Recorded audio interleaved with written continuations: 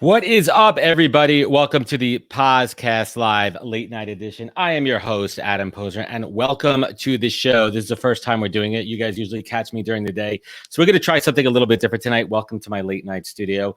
I'm going to make some proper introductions in a moment, but I just want to thank everyone for joining us. We are going to try to do something a little bit different. We're going to try it out. We're going to see what's happening here. So everybody, welcome, and let's kick things off. But first and foremost, I'd like to welcome my co-host, Mr. Sean Hervey. But before we do that, stand by.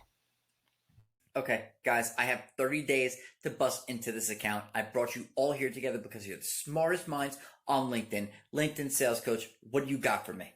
It's all about empathy. Okay, but how does that translate to a sale? You know what? Never mind. Growth hacker, what about you? Should I be looking directly into the camera? What camera? The camera for content. Duh. There's no camera. What about you, LinkedIn course guy? Come on, give me something. Meditation, gratitude journal, write it down. He's meditating in the middle of a meeting. Oh my God, entrepreneur, give me something, will you? These guys don't have the heart. I'd rather grind 24 hours a day than be enslaved 9 to 5. This has been a monumental waste of time. Ladies and gentlemen, my co-host, Sean Hervey. Welcome to the show, my man. Hey, buddy. Nice to see you. How are you? Look, this is the first time, let me tell you something. This is the first time I've worn a button-down shirt in probably about 2 months. It's insane. Yeah. 100%. This is the first time I've worn jeans. See, I'm wearing jeans. Oh, I'm not wearing. I'm wearing my athleisure pants, right? Jeans. I don't think it's athleisure. I mean, we're in the burbs, man. So welcome everybody. We're gonna try things out tonight. Something a little bit different. We're gonna have some fun. So hang out with us, and we are gonna get started. We have a fantastic lineup coming to you today. We're gonna be leading off with two of our LinkedIn buddies, Joel, and I'm gonna butcher his last name, Lalgee, and the man with the best eyes on LinkedIn. Did I just say that? He's got really nice eyes. My man, Jonaed Iqbal. We're gonna bring him in a little bit too. We're gonna start off with our first guest. Then we have Sean and I think he's our new best friend, Nic Gallo. I think Nic is our best friend. He has suddenly become like one of our very close friends, and it's really strange considering I've never had a conversation with him one-on-one before you entered me into conversation with him. I did not enter you into anybody. Let's get something straight here. You know, we're not going to go there. I know this is a family-friendly show, so we'll certainly get to that. And then followed by one of my favorite people on and off LinkedIn, Miss Reena. She'll be joining us, and then somebody. You know, he's just another one of those dudes who just is awesome. And I'm really thrilled to have our first conversation live with him, Mr. Jake Shirk. And then batting clean up. The one and only Lila Smith will be joining us. So this is going to be absolutely fantastic. So hang with us all, and we will get to all of our guests in a moment. But first, it is Wednesday night, and I like to start things off with a little segment that I stole from Jimmy Fallon called Thank You Cards. Right, I'm going to write my thank you notes. So everyone's going to bear with me a little bit here. And I don't have the music. I didn't get that far here. But we're going to try. Could you kind of hum that like Jimmy Fallon thank you music for me? I don't know it. It's like a weird you're a musician, like a weird piano riff. All right, we're gonna get this started. I don't know. I can Google it if you want. Like we can. If you want to try to do the music in the background, no, we're not going to do that. We're not going to. So we're going to get off, and I'm going to write my little thank you cards here. So everyone kind of bear with me. All right, here we go. First thank you card. Dear LinkedIn. Thank you for enabling an entirely new class of self-proclaimed experts and gurus who actually know nothing about what they are talking about or trying to sell us. Unbelievable. I give that a clap. All right. Claps. Thank you, Zach Scriven, for proving that calling yourself an influencer actually makes you the opposite. Thank you, Engagement Pods, for showing us that the most brainless and mediocre content can actually be successful in the world of vanity metrics. I had to throw that one in there. Agreed. Thank you, Jordan Paris, for ruining coffee for everyone with your post today and showing us that it's okay to be topless on LinkedIn just for the men. I was so angry with that today. Not going to lie. I was very upset about that. Like my coffee, like take whatever you want from me. Take my commute, take anything, but just don't take my coffee. Don't ruin it. Absolutely terrible. I mean, what does he know about coffee? He doesn't know about my raccoon that woke me up for the last 2 days. All right. Yeah, he doesn't know anything. All right, let's get back. Sean, let's get back to thank you notes here. Okay. Thank you, LinkedIn, for replacing 23andMe proving that everyone is my brother. All right. I get that, the play on brother. Okay. Everyone's a brother here. Brother. Thank you, TikTok, for giving us all your so amazing content creators that we never needed and we never wanted.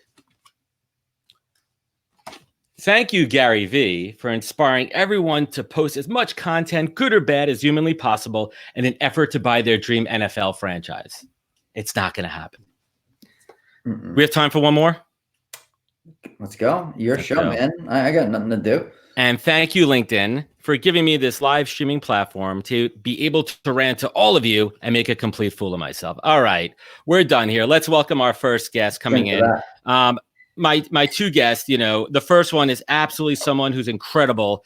He is an inspiration to me. I love his hustle. I love his drive. He's genuine. We've hung out a bunch of times. He was side by side with me during my big Claude Silver interview. Someone that I just value tremendously, and I certainly consider him a friend. Jonaed Iqbal, welcome to the show, my man. What's up? What's up? How's everything? Good. Oh, and then this guy. And then this guy. Sorry. Come on. I'm mad. Joel, what is happening, my man? How you doing? Dude, I'm honored that you butchered my name and Jonaed's name at the same time on the same broadcast. No, you know what I'm upset about? He didn't have us because I was laughing backstage and no one could see. I was like, this is so spot on. Why didn't you start the show like 6 months ago? Well, there's a good reason to start everything, and I'm happy to be doing a late night show. And listen, you guys both inspire me. You guys run the late night circuit. You guys do it, man. You guys are the original. You're like literally the Leno and Letterman of late night TV, and I'd love to see a war here. So thank you again for coming on here. And, you know, we're going to keep this light. We're going to absolutely keep this one absolutely light, but there's something I really need to talk about first, and we're going to start with my buddy Joel. Joel, you need to explain to us what the hell this means. What the hell is a human headhunter, right? Yes. Like I'm in recruiting. Wait, hold on. All four of us are in recruiting right here. All four of us are in recruiting. I'm a human. He's a human. He's a human. And I think you're a human, Joel. So what makes you the human out of all of us to put the human in front of the headhunter? I'm going to sit back. I like this. I like it. I like it too. I like it too because I've had a lot of people comment and comment like, are you hunting people? Are you a cannibal? So just to put the record out there, I mean, the truth is I am probably one of the realest people on LinkedIn. You can't call yourself real. Wait, stop for a second. You're getting into Zach Scriven mode there, but I'll let you finish. I'm gonna tell you this right now. My production is the worst production ever. I don't use emojis in my posts. I'm as low budget as you can get. And so that makes you human. That makes me human. It makes me real. And I don't know. You know how he came up with the name, right? I gave him the inspiration. You know what I actually said? I told Joel, I was like, Adam is the human pod hunter. And then he took the human headhunter. I am the pod hunter. I am. You know what? I am the pod hunter. I've heard of a lot of other hunters, but we're going to leave it at that one. So let's dig in here. So we have a bunch of new folks joining us tonight. We're on the late night show. So let's do a quick little intro. Jonaed, why don't you just tell us a little bit about who you are and what you do best, my man? I mean, I just write comments on LinkedIn for a living. So, you know, sometimes I write a little more, sometimes I write a little less, sprinkle a couple of emojis here and there. But on a more serious note, I help people without college degrees find meaningful jobs that pay well. I'm the founder of NoDegree.com and the host of the No Degree podcast, where I interview those without college degrees. But here's the irony. You have a college degree. I have a master's degree, unfortunately. And look, I have the student loans. I have the blood, sweat, and tears from the student loans. You know, I got my degree officially in February. Nice. Congratulations, my man. That's awesome. And I do want to welcome. No, it's not. Did you have to like walk through Central Park or something? I saw that today. They were doing Columbia University. Yeah. Today I saw my sister. She was taking photos in the front with her thing, so I felt kind of bad. Like me, I graduated once. It's like whatever. It's like it took me like 6 years to graduate the master, but at this point, it's like I don't care. Good for you, man. I feel like it took me 6 years for undergrad, so don't worry about that. It's all right. No, that's awesome. And Joel, I'll give you the stage here, man. Why don't you tell everybody who you are and what you do best, my man? Yeah, so I am a human headhunter. The human headhunter. So I am a headhunter. I like to consider myself more of a genuine recruiter. I care about the money, but it's definitely not my major motivator in the industry. And man, I've been producing content on LinkedIn for about 9 months. So like every joke you guys were joking about, Sean, in your little section there, I've seen that, and I feel like most of those pod jokes, most of those jokes were aimed towards me. But you know what? I'm just a real guy. I love recruiting, and I love encouraging people, man. You know what, man? It's a beautiful thing. It is a beautiful thing, and I do love you. And let me, your posts are special, man. Your posts are really special, and I've been thinking about this for a long time.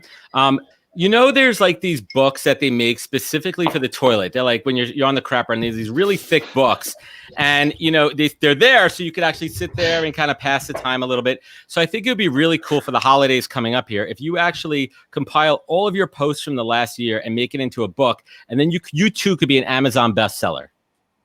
It's going to be called 0 to 5 million, man. I mean, it's 0 to 5 million on LinkedIn. Dude. And I'm going to show the journey of each post and why it did well. And, and then analytics. You can use it.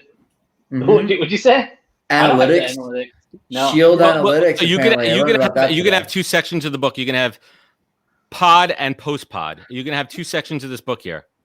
Well, I told you the story. I was part of a pod for like 2 weeks, and we all know everybody. The majority of our friends and content creators are in some sort of engagement pod. A lot of them are. So I'm not going to hate too much. But what I will say is you really don't need them. And if you actually, like Jonaed and me, we text. So it's like, if I see his content, I usually interact with it because I know him. They really are. We're not. You don't need pods, man. Just make friends. Make friends. And listen, all of us are friends here. But I want to take a quick commercial break, and I want to thank Miller High Life, the champagne of beers. Thank you for keeping me grounded. I always live the high life, absolutely, and we got a Stella down there. Let's do this, guys. All right, so this show we're moving fast and quick here, and I really want to be on a positive note here. So we'll start with you, Jonaed. Like, I want to hear a real quick story, man. Like, real quick funny story, some silver lining over the last couple months that you've experienced. I don't know. I have too many stories, but I prepped you, man. Just give us one. Well, a funny story? This is tough. Well, I guess one time I came on the show. Guess here, right? This guy has his own show. Let's just be like, this guy actually has a podcast. No, so I got a funny story. One time, I got invited to a show. Right, it was late night, and I didn't have a story ready. Is he being smart, Sean? I think he is. I think he's being a smartass. But I like that though. I like the sarcastic smartass in him.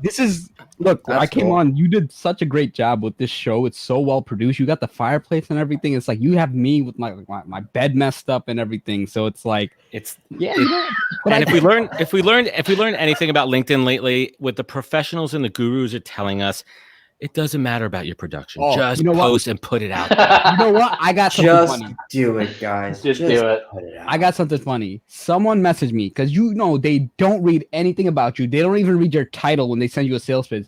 Someone from another country offered me resume services. Wow.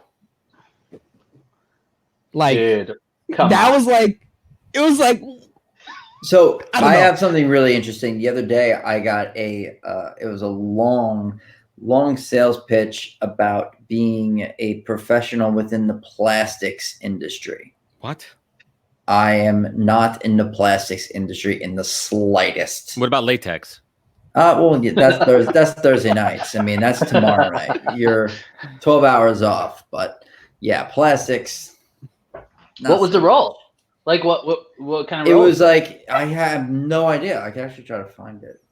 All right. In the meantime, I'll send it over to you. We'll let Sean find that one. So finish your story. What it's like the guy did what do I need a resume for? I'm not applying for a job. I do resumes for a living. It's like what would I do with was it a teachable moment? Did you respond to him?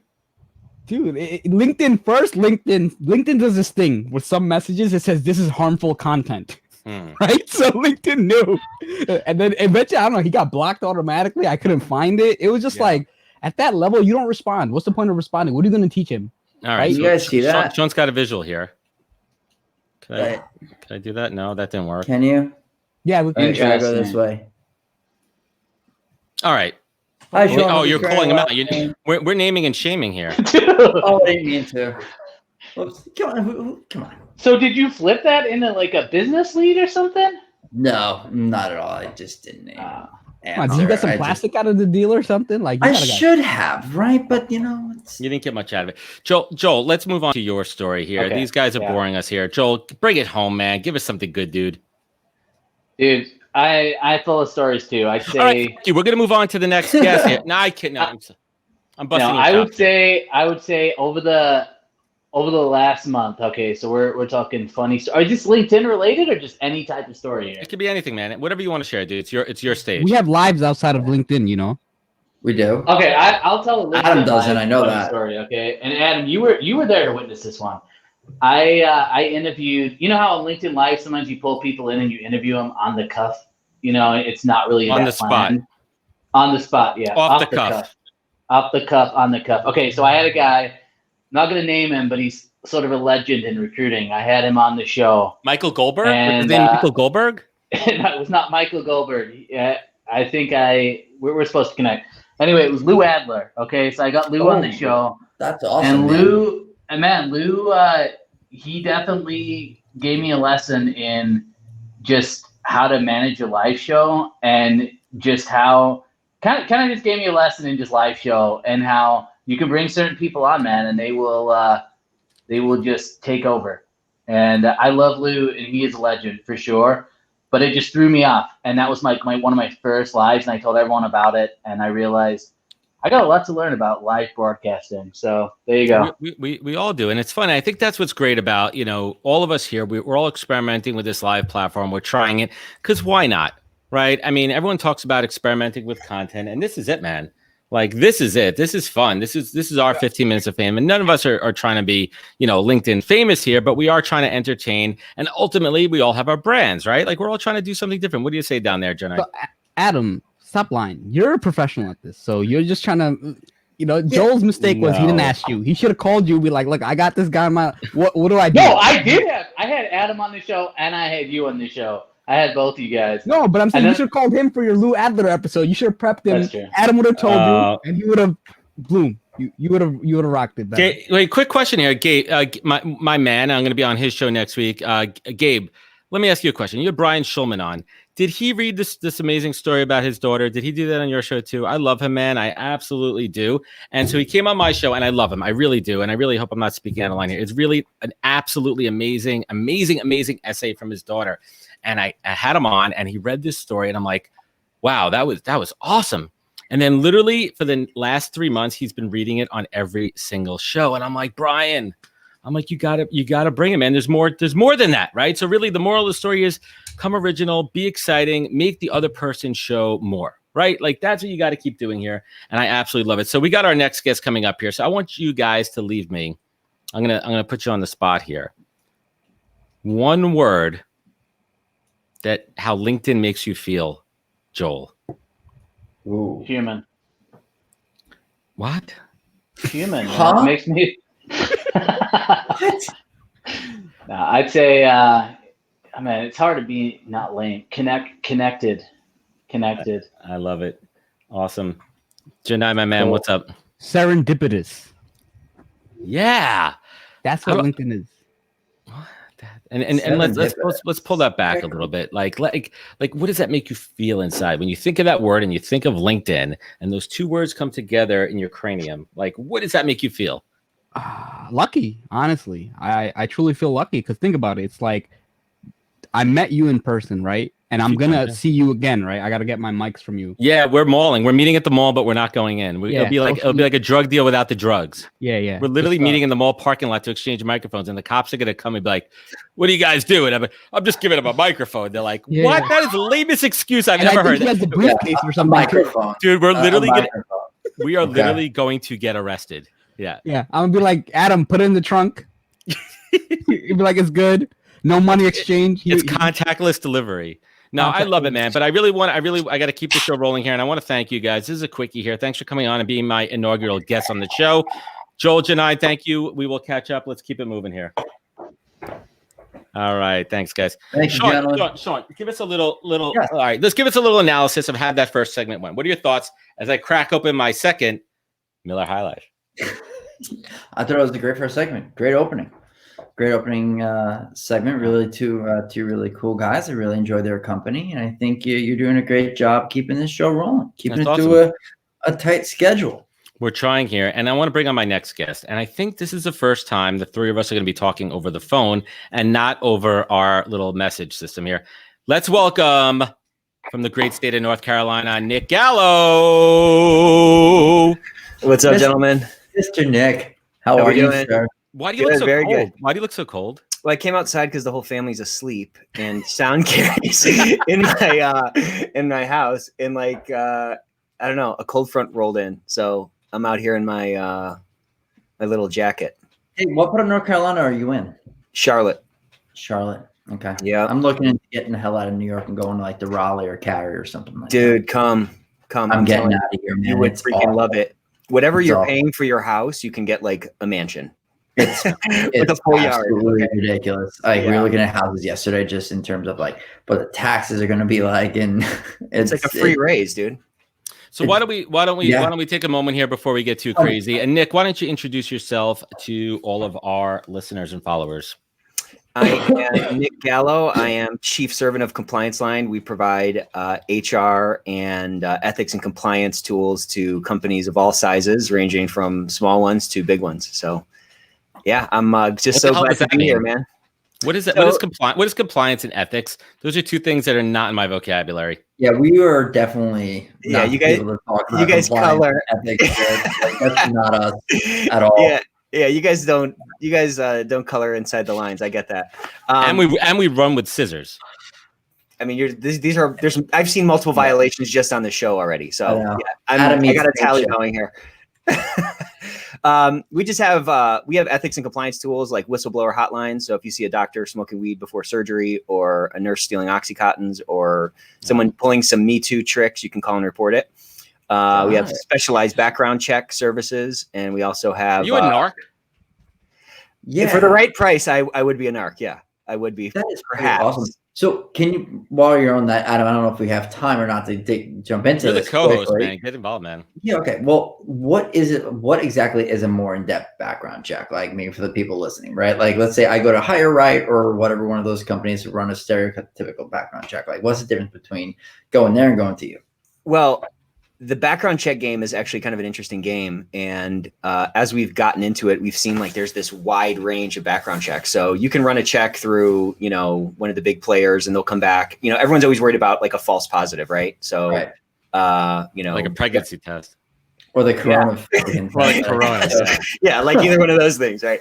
But really there's a lot of risk in the false negative. So when you say a guy's good to go and they come in and they have a 12-page rap sheet because you didn't check the right databases, a lot of them will just check like one or two databases, and they won't go as deep as checking, county records or, looking under all the rocks. So it's kind of an interesting game. And then we have this other background check that's kind of like an ongoing check where we're constantly checking all these sort of state databases to make sure no one pops on it. Thank you, Chris and Sherry, for that inspiration. Awesome.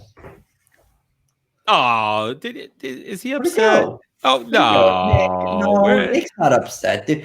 That would not upset Nick. We know Nick better than that. Nick's stuff. Well, I up on- didn't read it, so I need to maybe read it to see if I would be What? upset by it. Oh, No, you're not the. nope. You are Nic the Narc. You are Nic the Narc. That is his new nickname. Man. We are. If the shoe fits, man. If the shoe fits. No, absolutely I not. enable the narcs. I give them a place to speak up. So it's a narc forum. It's a safe place for narcs. It's really it's really like a No. digital, like a virtual safe house. So That's to right. speak. That's exactly what it is. All right, but let's get to some good stuff here, man. Tell us a little bit about the show that you're doing. I've checked out a few. I've been a guest on it. It's pretty cool. Tell everyone more about your show, what it's all about, where they could find it. This is the fastest growing ethics and compliance podcast out there. Download and rate it. All the proceeds. Were go to you charity. number 5 in careers in Serbia? In Slovenia. Sorry, I'm not- Slovenia. I'm Sorry to the not people of popping in Slovenia. Slovenia yet. I'm not popping in Slovenia yet, but hopefully we're doing a little good push out there. So it's called The Ethics Experts. And, a lot of people in our field, which I think, we kind of nerded out a little bit, Adam, when you were on the show, they view people in our field as like cost centers, when really we have the opportunity to really kind of elevate, affect the culture, affect the lives of the people that are in these organizations, if people are in fact the greatest asset of a company, then you need to be keeping that machine, well oiled, so to speak. So the whole purpose of the podcast is just to get kind of thought leaders, people who've written books that I like, to kind of pick their brain and talk about tactics on how an ethics and compliance or an HR professional can really elevate out of that check the box or that pigeonhole that they've been placed in. That's exciting. Wait a minute. Hold on. I'm getting a message here. Wait a minute. We have a special guest coming in. What? Wait. Who? Wait a minute. Wait a minute. Who is that? Who just joined our show? Who is that? It's your twin. What is that? Is that Aussie Adam Posner? Holy shit! It is. It's the other Adam Posner. Wait. Hold on. There's two of them. There can be only one. Wait a minute. Yes, everybody. There's the original, and then there's the copy. He was born before me, right? Like not a few years. But everybody, I want to introduce my buddy from down under. But he's actually not Australian. Correct me if I'm wrong. South African. Yep, by birth.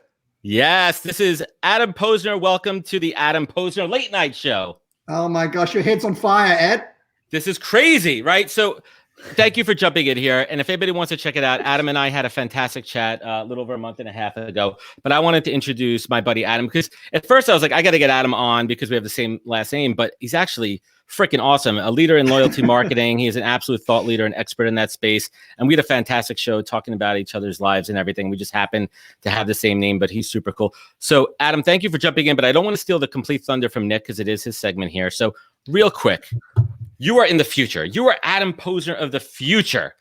What does Thursday have in store for Adam Posner? Is Thursday a good day? Am I going to wake up? I got raccoons in my attic. Am I going to get some sleep tonight? What's going to happen, Adam Posner of the future? I don't know, but all I can see is fire behind your head. And I don't know what else is coming out from Sean and from Nic, but whatever the future looks like, you know what they say about the future, it ain't what it used to be. Oh, man. That's crazy. Pretty good. That's crazy. And Adam, real quick, like, we talk about silver linings on this show, and I know every country around the world, different regions are experiencing COVID a little bit different, but give us a silver lining, man. Give us something awesome that you've experienced over the last, we'll call it 8 weeks. Wow. Well, I do think that compared to the rest of the world, Australia is in a pretty good position. We're back out there on the streets with permission, as looking after ourselves as well in most states around. Every death is sad. We've had only 100 in this whole period. That's crazy. So and our hospitals are all under control.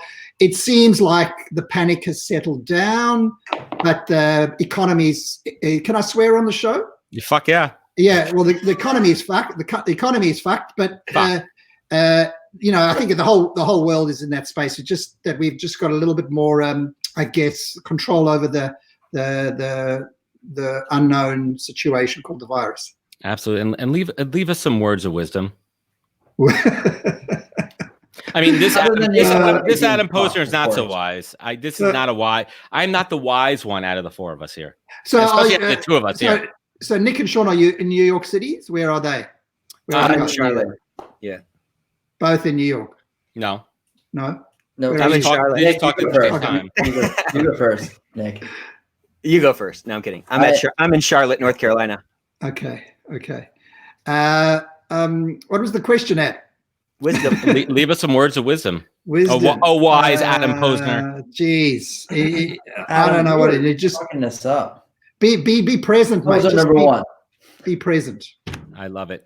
Adam, thank you for joining us, man. I'm going to have you back on soon before the holidays. We're going to do a holiday special. We're going to dress up. But I want to know what these two amazing guys that I'm looking at, what are they? Who are they? What do they do? Why do they make a difference in the world? Okay, hang out with us. We're going to get back to Nic here. It is his segment here.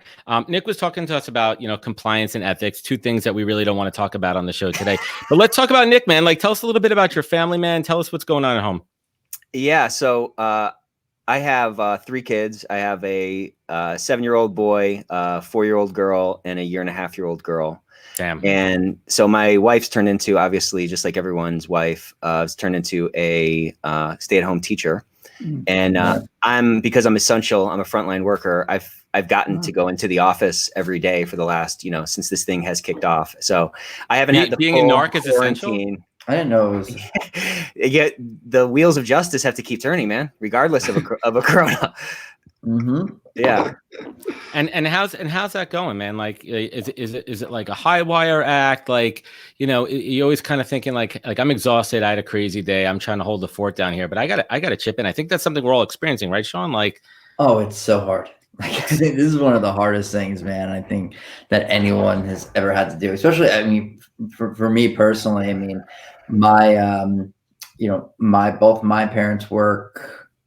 So we have really minimal support here. My wife works full time. I work full time, both in gigs where we both have very high expectations. My wife is a school psychologist, so she's still running like her sessions. She's still talking to teachers all day long, and we try to just time everything out depending on whose day is busier. And there are times where like I'm on the phone with candidates and I say, listen, I want to be upfront with you. I have a 16-month-old. He's right next to me. So if you're okay with that, I'm more than happy to have the conversation. And luckily everyone's been great. I haven't had one person that was like, well, why don't we reschedule when you're less hectic? Everyone's being empathetic, right? And everyone's been great. Everyone in the companies that I work for and the contracts that I work on, everyone has been absolutely amazing. But the hardest part is like, you can't, you don't feel as successful as you normally do feel.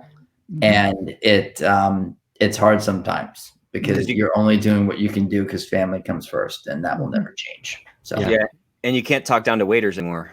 It's a tough one, man. Right? I mean, it's a tough one. I mean, we're gonna bounce back. We're gonna bounce back there. And Adam, how are you hanging out? You have a couple of older kids, right? I've got a 11-year-olds, 15 and 17, so they're pretty self-sufficient. All with the same last name, Posner. Well, my wife. Good question. You never know. But my wife didn't change her name, so that might mean something. So she's kept her maiden name.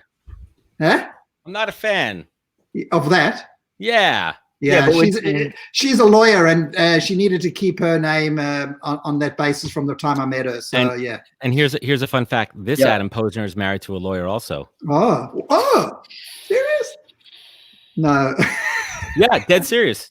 Wow. I just want to tell Nick and Sean that this guy, Adam Posner, he's just made my day. The day he connected with me, he just lifted me to another level. And just want to say to you in front of these fellow friends of yours, you just made me laugh the time I told everyone listened, and just like crazy. Who's this crazy Adam Posner dude? It was a good dude, man. It was a really fun show. I mean, it really was like, after we got over the little shtick of having the same name and everything and like all that kind of stuff, we talked about loyalty marketing. And it's interesting, right? And Nick Gallo, what are your thoughts on Adam Posner, Aussie, living in a penal colony? Yeah, that's what I was gonna try to work that in. I'm glad you just kind of jumped. I'm the master of transitions.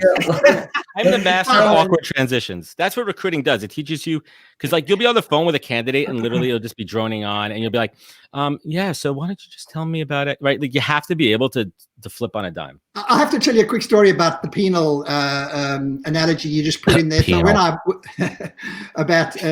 applied to become an Australian, to immigrate to Australia from South Africa, and I had to fill in all the forms and do all the medicals, and they said to me, do you have a police record? And I said, I didn't think you needed one to get into Australia. Yeah, it's actually required. You actually wanted have to make have sure. One. Yeah, they wanted to make sure you had it. Yeah, exactly. Yeah. That's fantastic. Here, and that's a joke. That's a joke, by the way. It wasn't serious. Those generations are past, right? Like all the, but the I don't know. We're not going to get into it here. Adam, I really appreciate you joining us today. And I value our relationship here. And let's keep the good. Can I hang in and listen to the two gentlemen for a bit and hear what you're talking about? I'm going to charge you. We're really not that I think you're interested. I don't know. I'm learning something new about everyone every day. Plus, it's lonely. It's lonely. I don't know about you guys, but it gets a bit lonely at times. We're glad to have you here in the States. So, Nick, you're running a business, right? You with your brother, right? Your brother's a CEO. Yep. Did you guys play like rock, paper, scissors for that? Like, how did you figure out who gets the title? Well, we're co-CEOs, so we split it. Oh, CCOs. Yeah. well, that's a chief creative. Well, that's a chief creative officer, Co-CEO. C. or it could be chief Cheeto Wait, officer. CCEO. No, CCEO. CCO. Yeah, all right. CCEO. Yeah. CCEO. I don't know how you would pronounce. Whatever. Who cares? I don't know, man. It's crazy. But Nick, like, let's talk about silver linings, man. Like, give us some good stuff, man. What's some good stuff? As my man Steve Noodleberg says, tell me something good. So I think, one silver lining from this whole Corona thing, from pandemic 1, as they're calling it, is I feel like so much of the non-essential stuff has been kind of cut out of our lives. So, I don't know, like the weekends just used to be so freaking hectic of driving here and driving there and running around. And it's like, work all week. And then it's like the weekend is like a bunch more extra work. And really, since this thing has kicked off, it's let us, I don't know, like have more relaxing weekends and spend more time with the family and the kids and stuff like that. So for me, I love it. My wife, I think, is kind of ready for the pool to open up and, to get out of the house and stuff. But that's been a definite silver lining from it. And just seeing how much non-essential spend and time spend and effort spend. And like, there's just so much non-essential spending in our sort of pre-pandemic 1 lives. That it's just kind of interesting to see. She doesn't go to the nail salon anymore, and she's like good at painting her nails now. So that's like a little raise I got. You know what I'm saying? So Is she giving you pedicures? Just the top coat and just a little buff in the top coat. Yeah. No, that's fantastic. I mean, we talk about that a lot, right? Like, the weekends are crazy, and it's funny. I say the only difference between the weekend and the weekdays is I'm not doing work, right? It's the same life, it's the same everything going on, and it's really nice. I'm going to say this, and I know my wife is listening. I'm actually really cool with it. I mean, I know my daughter's upset from having her dance and cheer competitions canceled, but I'm really enjoying our weekends, right? Like, it's just family time, and the weather's getting nicer, and we're spending more time outside together, and it's kind of okay. I'm kind of cool with it, not schlepping around, right? That's a New York word for you, nice little Jewish word, schlepping, right? Well, and also, like, there were neighbors that we've had for, a long time that we've never even freaking talked to. Now it's like everybody's out walking around and everyone's talking. And we're all kind of in it together. So I don't know, like the negative of this whole situation is going to take care of itself. Like, we're bombarded with it. That's easy to kind of get the negative, but there's a lot of positive in the mix as well, as if you can look for it, As hard as it's been, it's like when it goes back to normal, so to speak, you're going to kind of miss this. And you're just like, okay, well, now we have to go back on the freaking train. And right. I never want to do that again. I'm never going on the Long Island Railroad again. I mean, I love New York City. And do you want to hear a fun fact about Aussie Adam Posner? Hi, Reena. I see you down there in the green room. Coming up next, Aussie Adam Posner. Adam Posner, Aussie. What's your middle name? John. We even have the same exact middle name. Don't No, I'm Jordan. No. I'm Jordan, but the same letter. You're Same initials. You're freaking me out today. We're both AJP. But what's your birthday? What's your birthday? Oh, Day? Crazy. The number? What's your birthday? Not the year. 15/11. There's no 15 month, man. No, they do that. They other way around. They mess that up. They get all weird with it and stuff. 15-day, 11th month. All right. Well, we can't get that. Yeah, I'm the 18th. I'm March 1st. So we're gonna switch segments here. Aussie Adam, thank you so much for joining us. Thank you for inviting me. Nice to see you guys, Sean. Take it easy. Look after yourselves. See you, okay, mate. Be good. All right. Wow, that was crazy, right? Like, what a little pop in, dude. That was great. Yeah, that was awesome. That was cool. I didn't want to steal your thunder, Nick, so I apologize. But he came in. I didn't know what time he was going to jump on. All good, man. It wasn't. Yeah, it was cool. Those guys are running on their own clock, dude. So Nick, last but not least, man, I want to end this on a positive note, like I do with all the shows. What's one piece of advice that you take action on, you repeat it every single day for success? Live, laugh, love. Word up. Ladies and gentlemen, Nic Gallo, thank you for joining us today, my man. Where can folks find you? Where can they connect with you? Hit me on LinkedIn. Nic Gallo on LinkedIn. That's it. That's why we do it. That's the best way to find me. Nic Gallo, we'll catch you in our group chat in about 25 minutes to talk shit about how bad Most I was. likely. Most likely. And if anybody had even an ear to the stuff that we talk about, it's great. All right, Nic. Thanks for having me on, man. All right, take it easy. Sean, before we jump to Reena, thoughts on that segment? Let's get, and now a segment I like to call Sean's thoughts. Sean's thoughts. I think Nic is awesome, man. I think it's really funny how you've never really we've never spoken together, right? As a three-piece, I guess. Yeah, but easy with the words. Yeah, you just feel like you got his vibe, and feel like I know him. I feel like I've known him for a long time. So that was super awesome.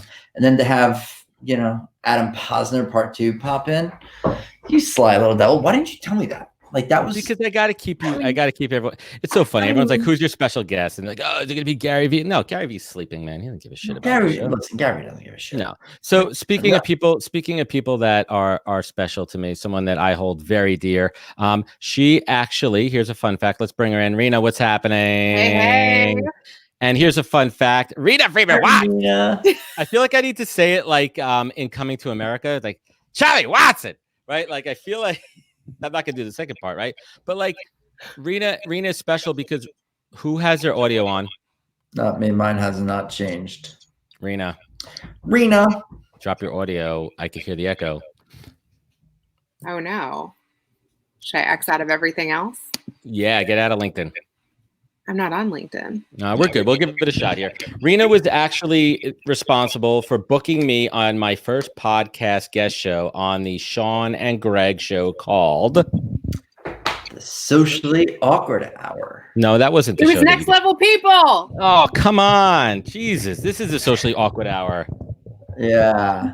All right. Next Level People. Yes. I appreciate I remember that. Yeah. And I've gone into stand-up comedian Mike Hold for the back half of this show here. I've taken it off. I can even like do a little one of these things too, but it's flexible. So Reena, thank you for joining us. And you know how much you mean to me. And you are a trusted advisor. You're a sounding board, and you're just an all-around awesome badass chick that inspires me. You motivate me, and I just wanted to thank you and give you a couple of quick kudos there.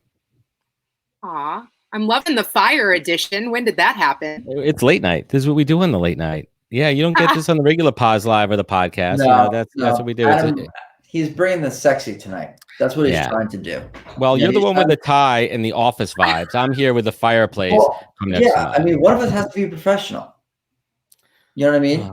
Like one of us has to keep it straight. I have to play a straight man because you, with your black shirt unbuttoned and stuff, you're giving out that vibe. I have to be the straight man. We are late night. We are late night with the podcast. We are late night. All right, so let's get back to Reena here. Reena, why don't you quickly introduce yourself to everyone joining us tonight?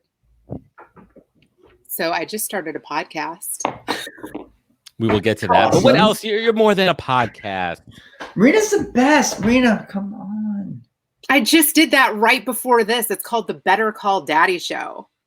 And check this out. I'm going to read you the intro. Welcome to the Better Call Daddy Show, the #1 podcast where we admit no matter what happens, Daddy has the advice we need to fix our problems. That's so dirty. That is really dirty. Oh, man. Did you read it before you actually went on air with this podcast? I did. Did you read it in your head? Or you just went with it? Like, well, there's a Barstool Sports podcast. Better Call Dad. No, it's Better Call Saul? No, Better Call. I think it's Call My Daddy, and actually, Call Me Daddy. In some trouble lately. I think anything with the word "daddy" is good to go. Yeah, but they're actually the #1 podcast, and they beat Joe Rogan last week. Speaking of Joe Rogan signing his $100 million deal with Spotify, congratulations! Congratulations, Joe. Big fan. I'm a big fan. So, Reena, what's the premise of your show? So I am interviewing people from my past to my present, and then I'm getting advice from my daddy on their stories. Yeah. And that I'm really excited to check that out. I know you're going to crush it, and can't wait for my invitation to join. But, more importantly, the thing that I really admire most about Reena, aside from just being an awesome all around human being, is that she's like, I consider myself a power connector, a super connector, but she puts me to, it's just a shame. It's absolutely incredible. And I mean, it's not even a contest. And I think it's really always thinking, and it comes down to being selfless, right? Being a connector means you're not you're thinking about other people, right? You're thinking how these two people could connect. I know these two people. I'm the conduit. How do I bring them together? And that pays off in the long run, Sean. When you do things for other people, you don't always have to have that immediate payoff right away. And I think that's a problem that a lot of people have, right? A lot of people are short-sighted, they're transactional, and they're all about the long-term relationship, right? Yeah. So what's really interesting? What, Sean? I would love to hear how Reena does it, because just being on the same podcast as Reena for a while when we were co-hosting, I know that she was able to get in touch with a lot of really popular people, right? The Dude Perfect guys, and you talk to them, right? I got a response from them. We didn't get them on.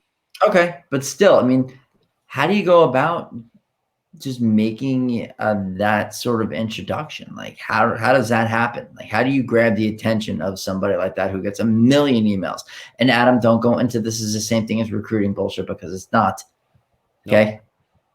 Have you ever read the book Never Eat Alone? No.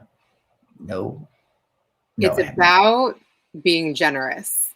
And it's also about realizing that it's not like a piece of pie and the pieces all go away, but like every single time you have a reason to reach out to a person, it's just keeping the conversation going.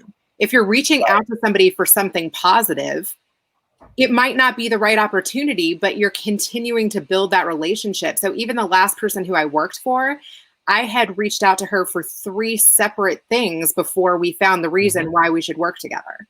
Yeah. So your piece of advice, right? Adam and I have been throwing around the idea of there's a couple of, major athletes that have been very active on LinkedIn, and we want to talk to them, right? How would you approach one of those folks? Let's say who happens to be a New York Giant legend. Yes, who is my father's favorite athlete of all time. We're not going to give his name away. Yeah, and it's not number 56. And it's definitely not. It's definitely not Vincent. It's definitely not, and the initials are definitely not LT. But if they were, how would you go about reaching out to someone like that? Like, what would be your message? Everything about them online. Okay. So really weird fact, number 56 and I are connected for the rest of our entire lives, because you know what? I was born on the day that number 56 broke Joe Theismann's leg. I was born 2 minutes after that happened. My grandfathers were not in the hospital. Like, my grandfathers did not come in to see me. My dad bolted as soon as he heard what had happened. My mom was literally in the delivery room, like holding me for like a good hour before like my grandmother had to go out and be like, you just had a kid, right? So that would be a very interesting story to reach out to. Story. Yeah. Yeah, it's a good story. So we'll bring it home hopefully when we have him on the show. We're gonna make it happen, Sean. So fun fact. My dad is literally texting me that he's watching the show right now. Big shout out to my dad. Yeah, hey dad, thanks for this. Right, everyone could thank LinkedIn for that. Thank you, Mr. Posner. Better call daddy. Better call daddy. Exactly. So fun fact about Reena, Chicago. You're not a Chicago native though, right? I am a Kentucky native, which is going to come out in my story, especially when I do my intro. No, that's going to be pretty cool too. But you spent some time early in your career working for the great to some is relative, Jerry Springer show. Yes, that was my first job out of college. And I love first jobs. Boot camp for learning. Boot camp for learning. Now, we dove into that pretty deeply on my show. You've spoken about it a few times on other shows. I asked you to come to the show today with a unique story. And I just thought of one right as I signed on. I was on a makeover show in, I think, 2003, 2004 called Who Wants to Be a Soap Star? I've never talked about that, but... Exclusive. Yes. So... let's go. My mom, grandmother, aunts, they were like obsessed with all my children. Like, to the point where if you called while that show was on, they were like, you must not know. Like, I'm going to be watching that show. And so when I lived in LA, I auditioned. Of course, they make you look way worse first. Like, they put you in like big baggy sweatpants and a t-shirt. And I was like, I've totally let myself go. You have to tell like a sob story. And then they bleach your teeth and they buy you a fancy dress, and all of a sudden you're transformed and you're not homely. I wish we had a visual of this. I wish we had a screenshot I could pull up right now, but I don't. They made me over to be Erica Kane's daughter, and yeah, this is a good time. And what happened on the show? Like, how'd that go? I just had to talk about how I'd been in a relationship for a couple years and I'd let myself go, and I'm a third generation All My Children fan, and of course you're going to be excited when they take you to a Beverly Hills salon and bleach your teeth and buy you a $200 outfit that you wear to the Grammys. This is way before you met your husband, right? Yeah. Don't worry about that. Let's actually thanks, Sean. Let's actually talk about your husband for a moment here. And I love the story about what you did for his birthday. Why don't you tell everyone about the birthday story here? Because I think this really exemplifies not only the fact that you make shit happen and you're a connector, but you do it for the people that are closest to you. I do. So my husband is a hyper intellectual physics nerd. So Sean. Oh yeah. Yeah, I can. Yeah, no, I can't. Yeah, no, we're not. And he loves Eric Weinstein's podcast. He found out, I think, about him through Tim Ferriss and Joe Rogan. He's been on both of those, or at least Joe Rogan a bunch of times, even during Corona. And so I had reached out to him actually prior to try to get him to be on another podcast, and that didn't work. But when I reached out to him and said, hey, I've done nothing for my husband's birthday this year, and he is your #1 fan, it would mean the world to him if you called and just wished him a happy birthday, kind of like Cameo, but you're not on there. And I'm not paying you. Great idea. I'm doing that. That's what we're going to do for LT for my dad. Nice. He's on there. LT's on there, so you're good. We're going to do it. We're going to do that. All right. Let's finish the story. And he was like, and then I was like, oh my gosh, my first of all, he said yes. And then he was like, I get a zillion messages. Like I reached him through Twitter. And he was like, I get a zillion messages, so don't get mad if I forget. I was like, whoa, I've gotten him nothing. You can't forget. He was like, be a nudnik. I was like, okay, I can do that. And my husband's birthday fell on Shabbos, and I turned off my phone for 24 hours from Friday sundown to Saturday. So I was like, it's one of the downfalls about, but it's kind of a nice break. It was like after Shabbos let out, I turned on my phone. I snuck upstairs. I told my kids, I was like, we got to keep this secret. He actually called me one night while I was like nursing my kid in bed, and I talked to him. I couldn't believe he called me. And he called me from an unidentified number. Who dis? Yeah, I didn't know if it was going to happen, but then I got a hold of him. I like messaged him on Twitter, and then he called me from his real number, which I have not again used. I did save it, but you have to. Yeah. Like what? Yeah. And recently, let me tell you, in the past week, he's been doing a lot of like IG lives, and I've been getting to know him through that. And I got my husband and me on one of his IG lives. He wanted to say hi. And that's 2 times. That's what it's all about. I mean, really, it's about, super connecting and everything. So Reena, how many kids do you have these days? I think you're up to what, 12, 13? 4. I'm done. Oh, 4 and done. I thought it was 1 and done. Isn't that the slogan, Sean? 1 and done? 1 and done. Yeah, I'm done. No, you're an awesome mom. You're a badass. You're a connector. New client, Kristen Sherry, right? You got some new clients on board. Ooh, you heard about that? Yeah, exclusive. No, she just announced it. She's in the thread. She's hanging out with us. All right. Wait. You have to explain it. I don't know what you're talking about. That's being rude. Adam, you're being very rude. What? It's my show. I know, but you're being rude. It's like I'm not even here. All right, Sean has a question. Sean, hold on. Sean, what's your question? Nothing. I just wanted to know what's going on with Kristen Sherry. You just had an announcement. Sherry is a best-selling author since 2018. And I know, but that's why I'm excited to hear the big news. What are you guys doing together? Is putting together a new book, and I am going to help find some hard-to-reach people to write the blurb on the back. Awesome. If there's anybody that could do it, it is you, Reena. And that's like, talk about that little secret. Like, what's the secret to getting in touch with hard to reach people? Stalking their social and knowing what these people care about and engaging with their content, their mission, their vision, speaking their language. Yeah, that's absolutely true. And what's Kristen's new book about?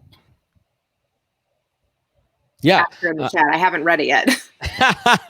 It's so funny too. I don't really read that much anymore, and I'm going to make it a special exclusive announcement here. I'd like to announce my 99th guest of my show because it's going to require me to read my first book in about 3 years.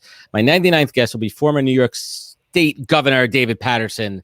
Will be my 99th guest on this show. For anybody that recalls David Paterson, if you're not from New York, I don't know if you remember the story. We had a governor named Eliot Spitzer who got caught dipping his fingers in the cookie jar. And by cookie jar, I mean prostitutes. And by fingers, I mean something else. And he got caught. Fingers. I mean, yeah, it's a late night show. But I'm excited. David Paterson has a new book coming out, and I got a preview of it, but it was sent to me in a PDF form.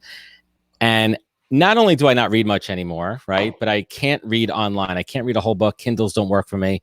So I literally sent the book out to Kinko's. I'm picking it up tomorrow. I had it printed out. So I'm going to read a book. I'm actually going to read a book. Are you going to read the whole thing, though? Yeah, man. I feel like I owe it to my guest. I really do. Especially guests of this great man. Especially guests of this caliber, right? Like you owe it to them. Right. Listen, I'm not, one of those late night hosts that have, people skim my books for me. I'm not there yet. I don't have Jake Shirk, like literally reading books for me and sending me the cliff notes. What up, Jake? I see you down there in the green room coming up next. But I'm excited for that. And that took a lot of work to get that guest. I'm really excited. I'm putting in the effort there. Yeah. And like that, you got it. Right. And I want to do it right. And I want to do it justice because it's a special opportunity for me. And I think that's something the three of us really kind of hold dear. When opportunities come our way, we don't fuck them up, right? We take advantage of them, and we do it right. So, Reena, we got a couple of minutes here left before I bring Jake on. Share us a couple of silver linings over the last 8 weeks. Tell us something good. I have reached some hard to reach people. Like I said, I reconnected with Eric Weinstein, and he knows who I am now, and he shouted out my podcast. I also have gotten really into James Alchester. Yeah. I'm probably saying his last name wrong, but Topless Jordan Paris loves him. That's like his favorite guest. Oh my God. I have been watching his lives every single day, and I had like a chat with his wife. He brought his wife on for the past 2 days, and now she's messaging me, and I've been having fun with her. And that is awesome. Yeah, I feel like there's just so many people on lives now. And Evan Carmichael, I got a guest from him who I interviewed tonight. Mark Drager was on with Evan Carmichael last week, and I just loved their back and forth. Should I have Evan on my show? I haven't had Evan on my show, and I got a direct connect with Evan. Yeah, you should. Yeah, I love him on live. He's not going to go on your show. What the hell does that mean? I mean, Reena's been on my show. What does that say about Reena?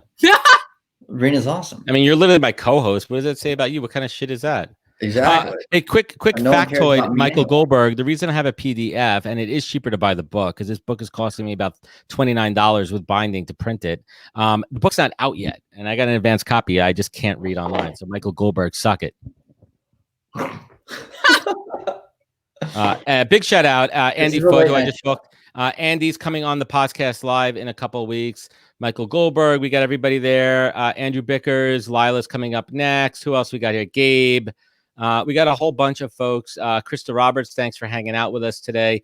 Random LinkedIn user that says, hey. Thank you for everyone kind of coming on here. So Reena, you know how much I love you. Sean loves you too, and we appreciate you so much. Really happy for all of your success. And you know that you always have two supporters with Sean and I here for whatever you need anytime. And let's keep the channel open. Leave us with one affirmation, one positive word. I thought it was going to be a word of advice. No, it's a curveball. It could be a word of advice. Whatever you want. Whatever, anything. So my favorite advice is knowing when to keep your mouth shut. Nope, not going to fly here. Not going to fly with either of us here. No. I've already ruined that at least 4 times tonight. Probably 5. Really? Oh my God. Then how about a gratitude journal? I heard that earlier. I don't write shit. I barely read anything. I don't want to write anything. I'm writing gratitude. Do it afraid. I did write my thank you card. I wrote. Who has not challenging yourself to enough. do that? Michael Goldberg. I did write thank you notes today. I typed them out. Yeah, I wrote my little thank you note. So Reena, last but not least, where could folks find you? Where could they connect with you? Where could they learn more? Reena Friedman Watts on Instagram, LinkedIn, and I started a Facebook community, which I'm also having so much fun with. It's a great community. Yeah, it's awesome. I may hire you to run mine, so we'll. Thanks. business laughs in LinkedIn. All my favorite things. No, it's fantastic. Reena, thank you for joining us. Thank you so much for having me. It was great to hang out with you guys. All right, be good. Reena. Bye. Let's take a quick time out here, Sean. Why don't we talk a little bit about Sean Hervey right now? Some people may not know about Sean. He is a very skilled musician. I don't know how skilled he is, but he's definitely a musician of some sorts. And I really loved that post you had. I think it was about a week ago. You were playing with your wife and your son, and it was pretty awesome there. Talk to us a little bit about your kind of musical inspiration. What moves you, man? Like, what do you love to play? I'm a huge 90s rock guy. Huge. Dave Grohl, my idol. Huge. I'm a huge 90s rock guy. I love the Nirvana, the Grohl, the Foo. The best. Yeah. Nirvana, Chris Cornell's In Utero. Yeah. Great album. Great song. Yeah, a lot of my musical inspiration when I was writing and playing in like original bands was Audio Slave, was Soundgarden. I love Chris Cornell. I miss Chris Cornell. I really do. Dude, I'm not over it. Like I legit was getting upset this afternoon because of that. Yeah, I'm gonna bring Jake in while we're talking here. We're gonna bring Jake in. Oh. Jake, where's your mask? You're not wearing your mask. What the fuck? Yeah, what is happening? You can't come on a podcast in 2020 without a mask on. I mean, he had a hat. I mean, he had at least some common sense to wear a hat, but I thought we were properly socially distanced. We are, yeah. and just to wrap it up, Sean, and Jake, we'll jump in a second here. Yeah. But Sean, I'm just curious: is there any new music right now that kind of like you like? Is there anything good out there? Like anything? No, I mean, I think that there are people that are very talented, but a lot of for me, like if it doesn't have like real instruments in it, people that are really playing like distorted guitars, like it's hard for me to get into it. No, that's awesome, man. Well, let's move on to our next guest. He is somebody that, we probably connected about a month or two ago, right? And I just, what I like about him, and it's so interesting about LinkedIn too, right? Because so many people try to fake and put on a front and try to be something to kind of just like sell shit, or right, or they put on a front where like they think this is what people want to see, but not this dude, man. He brings it real. He doesn't really give a shit. I mean, take it a serious note. I mean, he had a post today really talking about mental health and some issues that he's been through. And I think the next post should be why he's wearing a hat inside. I mean, you're indoors now. It's probably 72 degrees in your house. That should be a post. But what I really love about this dude is he keeps it real, and I think that's what drew me to him. He also has an awesome podcast, and I just love, like, he literally broke down this Mike Tyson clip, literally like 50-plus-year-old Mike Tyson, literally lighting it up. This guy is still a badass. Jake Shirk, welcome to the Podcast Live Late Night Edition, my man. What's going on, fellas? Thanks for having me. You guys have been crushing tonight. I love that little intro, Sean.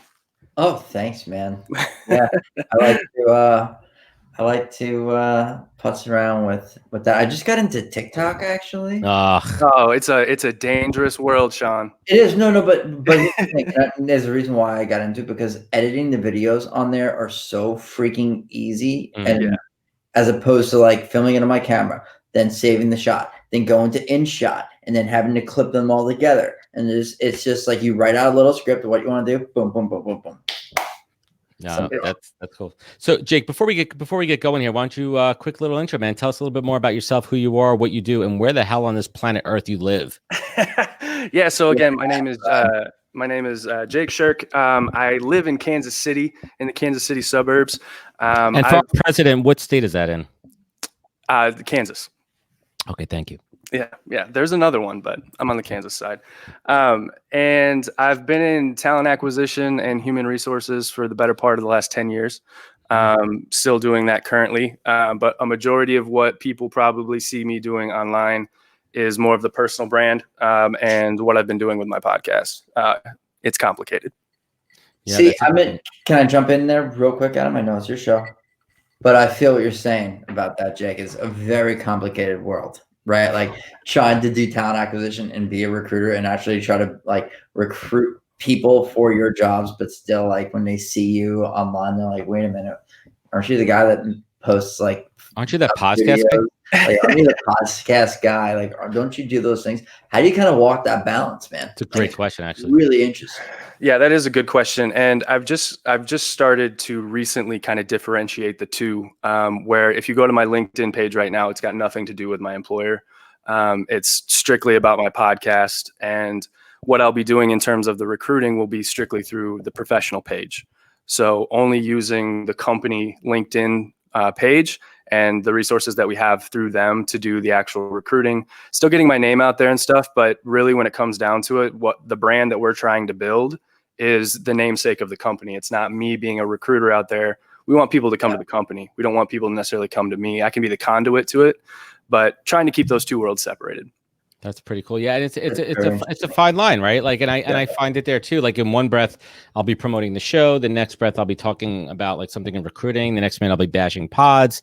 The next minute, I'll be bashing Joel. And it's a fine line to walk too, because I connect with clients and I connect with candidates, and they're like, I hear you have a podcast. And that's when it actually becomes a positive. Because a podcast, right? I mean, it's real, true talent acquisition, life stories, career stories, not like this fun and games that we're having here, right? And it actually turns into a benefit. It's actually a pretty cool thing, man. So what's your current job status right now? You working? Yeah, I'm working, but we are kind of back and forth between furloughs.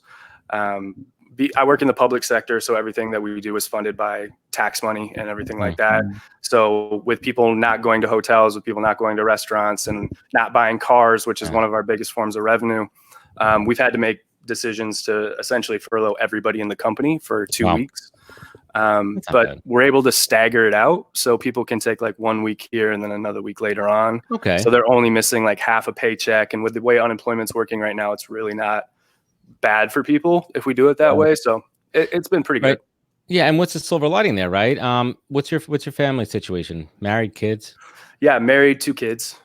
Right. So it's that time it's like you're never going to have that time back, man, right? This is time you know you're getting paid somewhat, even if it's a little bit less through unemployment, right? But you still got money coming in to take care of shit, right? And you have this time with your kids. Yeah, it's been, I'll tell you what, again, if you want to keep it real, it's been good and bad. Let's talk about the bad. You see where I'm going with this, man. We're going to talk about your post from a week or two ago. Yeah. And I'm also going to ask you a quick question there. Are you a Harry Potter fan? He looks like he literally looks like I never watched one thing, the Hogwarts. Like, yeah, is it the Harry Potter thing? I saw you guys wearing ties, and I was like, I got to get something with the tie. And so this is the only thing I had, which is my Harry Potter Halloween costume. I appreciate you busting it out today. It was real appropriate for this show to say, you know what, I'm going on the podcast. You know, I really had like a little bit of like self-worth issues. Am I good enough to come on the almighty podcast? And then you go for the fucking Harry Potter costume. That's the best. That's one of the funniest things I think I've heard tonight. Is that like think about that. I saw you guys wearing ties.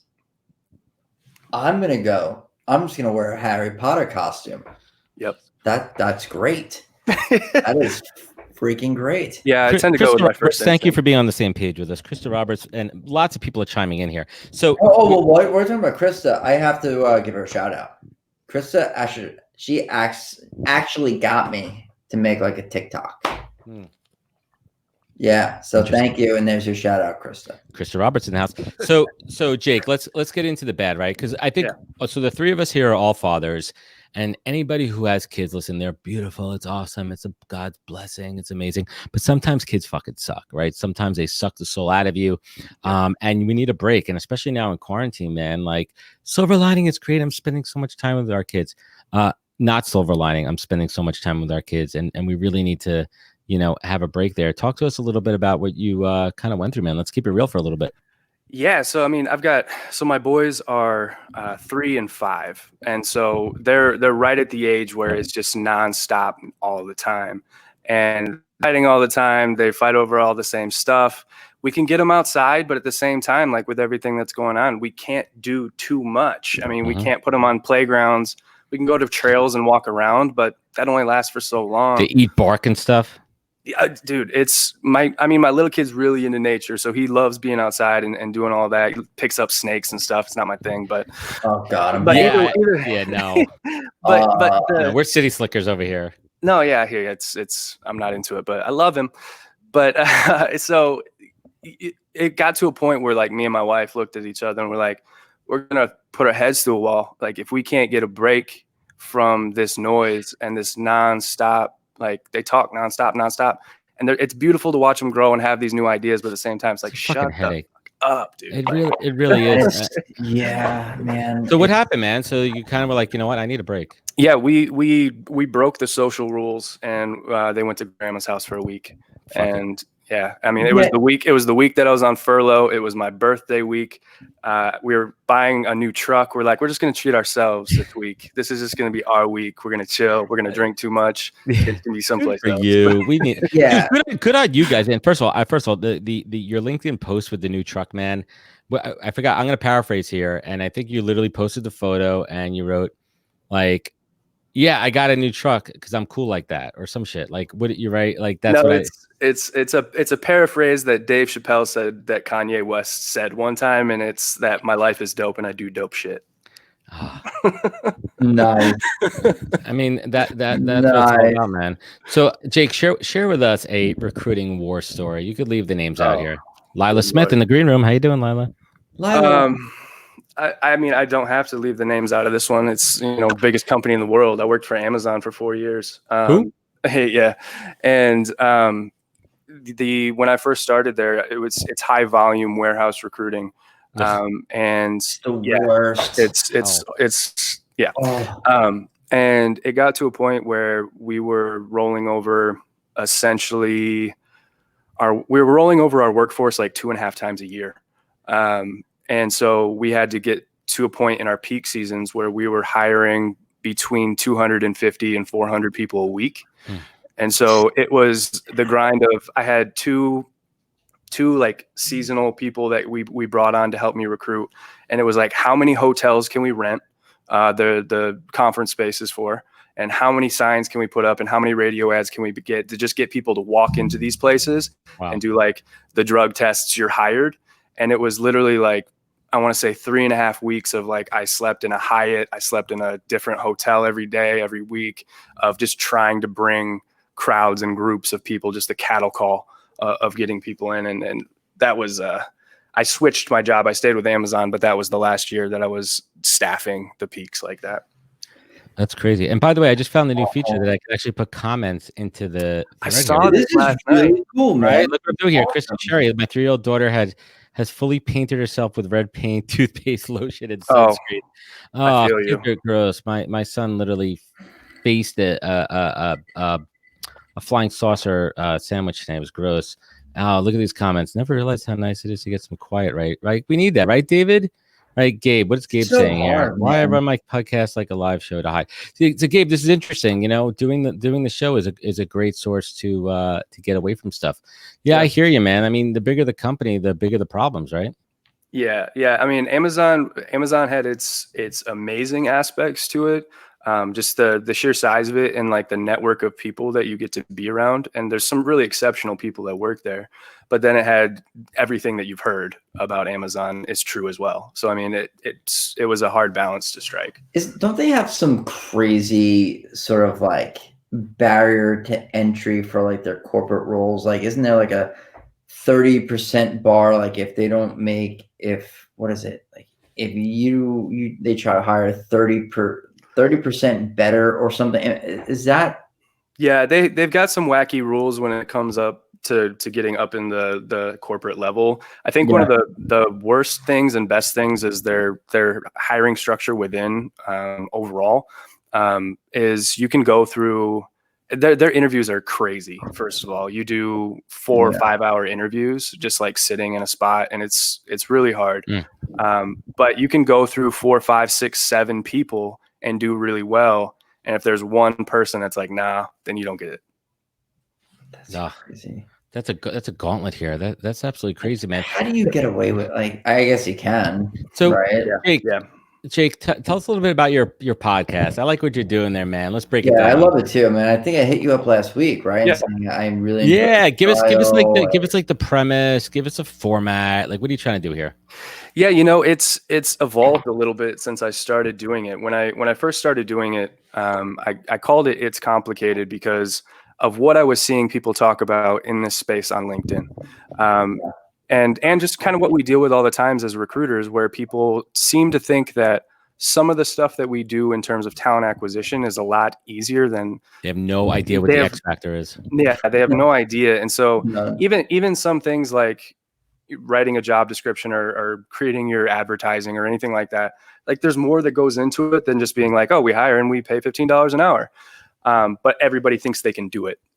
Interviewing is another one of those things. Everybody just thinks they can interview because they're a manager. It's not true. Or coach people how to interview. Yeah, exactly. So that's kind of the reason that I started it. And then I started talking, and the more I talked, the more it just kind of started coming out as like less about me as a professional and more about me as a person. And I started to reflect on that a little bit. And the reality is I've had some really cool circumstances in my life that have led me to really cool people. And I try to surround myself with people that are really ambitious and people that have really strong goals. And I thought I should probably talk to those people more than I just talking to a mic. So that's kind of the direction that I'm trying to take it at this point, is get a lot of different unique perspectives that I've come across, you know, whether that's somebody that works in a factory or somebody that started a business. There's a lot of differences out there, and they're all smart people and they'll have really interesting stories to tell. I think it's really cool, though. Yeah. I think one of the angles that you don't really see on podcasts or LinkedIn podcasts rather is the style in which you're doing, in the style of like, you know, breaking down the Tyson stuff. Like, I think that's a pretty cool like niche or area. Yeah, and you know, that's something where, again, I've had some interesting circumstances in my life. You know, I've been in the boxing world, I've been in the fighting world. So when I started breaking down that clip, I was like, I know pro MMA fighters. I should get a pro MMA fighter on the show. And so that's what I did. Yeah. And then, you know, last week I talked to an amateur boxer who is a Gold Gloves national champ, and he's starting a new business. And this weekend I'm going to talk to another pro MMA fighter, just kind of round up the week of sports that I've been doing. So there's opportunities to have a lot of different cool people on. And that's what's awesome, man. And I think that's like for me, man, I say it all the time. I don't want to get repetitive here, but like it's a canvas, right? It's to showcase your network and learn from people, and to showcase other people's story, make them shine. You know, it's the podcasters that really make it all about themselves and their story and their point of view. Like no one wants to hear that shit, right? Like you want to bring on good guests, you want to set people up, you want to lay the groundwork, you want to throw them that softball, but you also want to come in and get them with the hard questions. You know, one thing I learned, you know, from my media coach was sometimes you got to poke the bear. Right. That's how you get a good story, 100%. Right? Sometimes you got to poke the bear because that's how you get a good story, man. So, Jake, what are you doing to poke the bear, man? Like in these podcasts, right? You got these fighters on. They've got, some of them have short fuses. You push them. You know, the funny thing about fighters is they probably have the longest fuses of all the people. They're super patient with people. They're generally really, they know they can crush anybody. Yeah, they're not confrontational. They get that out, you know, and they do it controlled ways. So, but you know, I'm not a guy that's going to poke the bear as much. Like I hear what you're saying, but for me, it's more about just like tell the story that's real to you. And I want it to come out in an authentic way. I don't want to have to like push too much. One of the reasons I want to do this as well is because I have so much experience interviewing. You know, I've been in hundreds, if not thousands, of interviews. I've done this for a long time, so I can get that out of people by, you know, being a little bit more. And we got the great thing about podcasts, you got a long time. You can talk to people for an hour. Yeah, if they want to stop listening, they stop listening. And it's so interesting too. A good recruiter makes a good podcast host, right, Sean? I think so.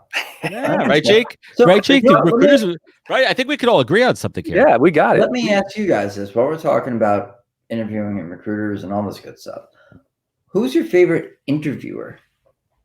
Like, are there people that you watch, like specifically, like Howard Stern or Joe Rogan, or one of those? Like, who's your go-to interviewer? And I would like to know that in the comments too. So if you guys want to show that, that would be. Let us know. That'd be cool too. Yeah, that's a really good question. I am a big fan of Rogan. I've been watching him for a long time. I think one of the things that he does that I like, and kind of what I'm trying to model, is getting a variety of people in and kind of letting that story flow. Yeah. I really like Mark Maron. I don't know if you've ever listened to Mark Maron. No, Mark Maron has a great podcast. Yep. I think he does a really good job as well. No, that's good stuff. So let's bring it home here. I got Lila waiting in the wings here. Yeah. Jake, like, tell us something good, man. Like, tell us a silver lining, right? Like, you talked about, you know, the good times with your kids, the rough times with your kids, but bring it home here, man. Leave us on a positive note. Yeah, the silver lining is we've had opportunity to explore ourselves a little bit more. I think for better or worse, when you have some time for self-reflection, generally speaking, some good things come out of it. I don't want to be the one that preaches like, oh, quarantine is great, spend time and, you know, become an entrepreneur, because that's bullshit. Like there's people that are going through extremely hard times Oh, I through hate this, those. and I'm sorry, man. Like those people.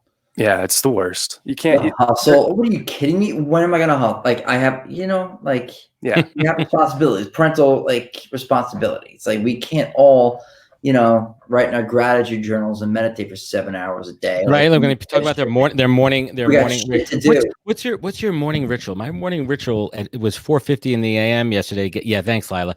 My morning ritual was getting woken up by a mother raccoon breaking into my house, rummaging above my head. This is a true story. I've been up the last 2 days at 4:50 in the morning, and I hired a hitman who's coming. I'm not telling the raccoon when, because the raccoon is actually a podcast fan. I know that for a fact. So the raccoon could be listening right now.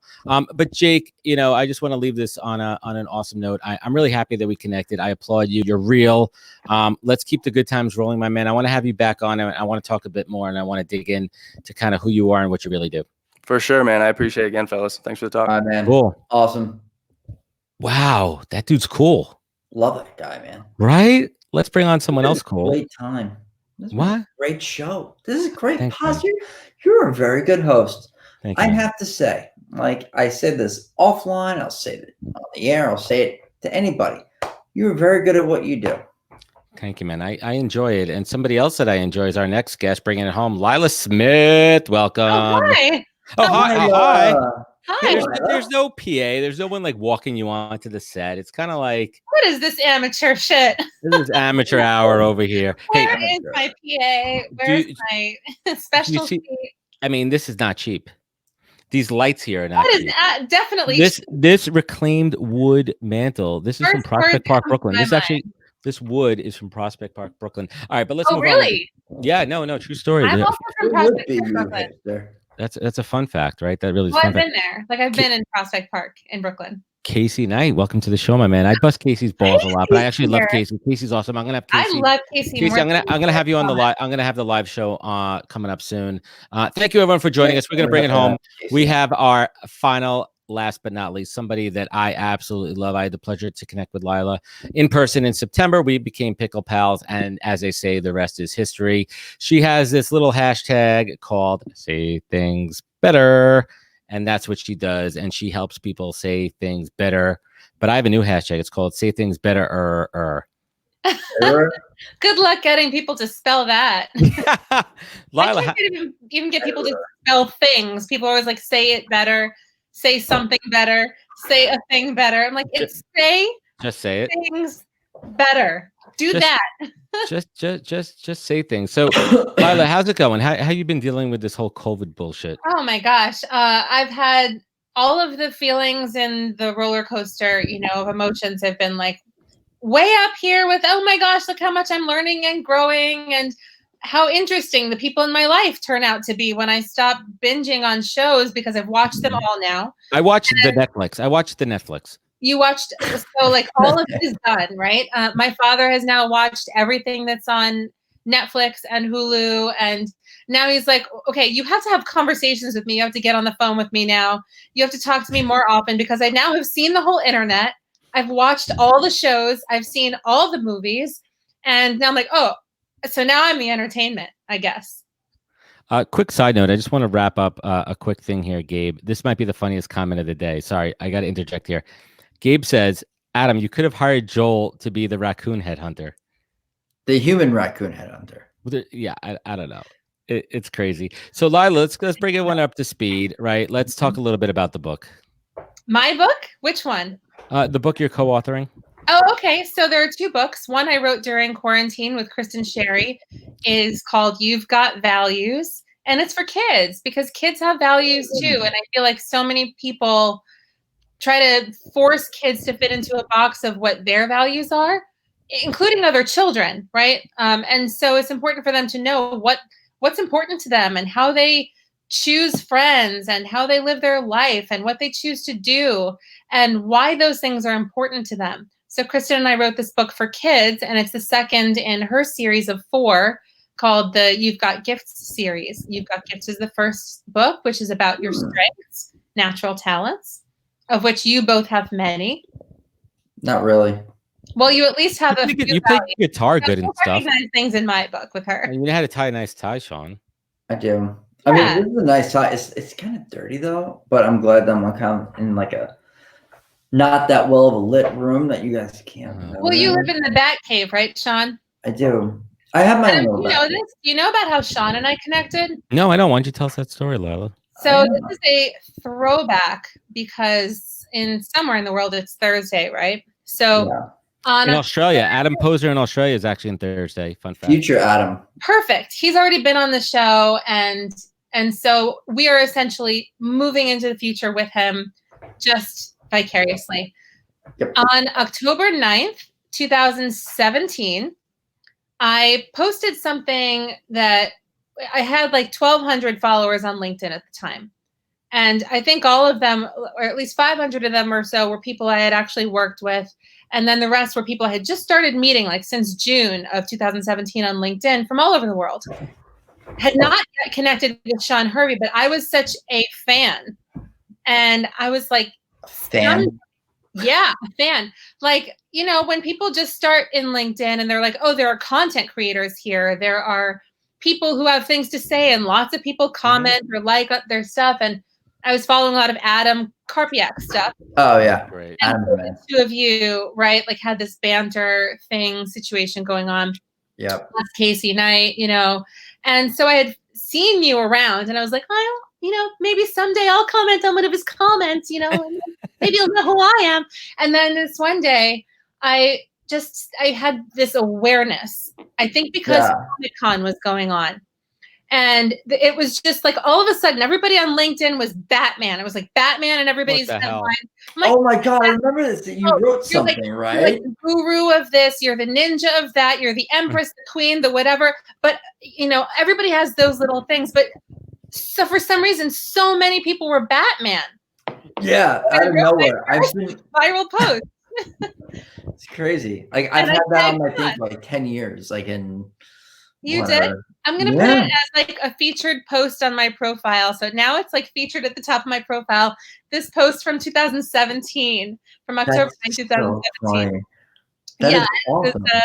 There were a lot of people. Brett Brody, you know, a lot of people know about, right? Like Brett Brody, he called himself Batman sometimes. He's so mysterious. Sean stalks my shit. He stalks my shit. Get out of here. He loves me. Sean was possibly Batman. Aaron Hennig was Batman in training.